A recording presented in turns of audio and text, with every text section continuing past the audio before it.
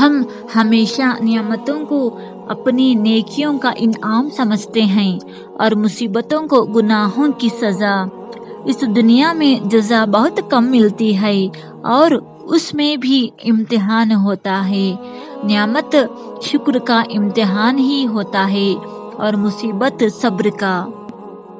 جب دکھ شدت اختیار کر جائے تو بولنے کی غلطی مت کرنا، یہ تو صبر کے لمحات ہوتے ہیں، وہ لمحے جب اللہ پاک آپ کے ساتھ ہوتا ہے، اور وہ جب ساتھ ہو جاتا ہے تو انسان کو فرش سے عرش تک پہنچا دیتا ہے۔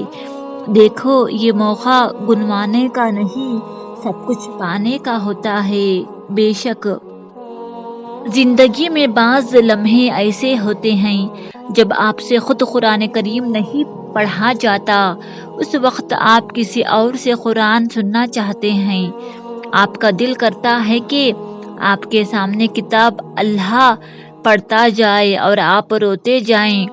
بعض دفعہ آپ خوش ہونے کے لیے اس کے پاس جاتے ہیں اور بعض دفعہ صرف رونے کے لیے۔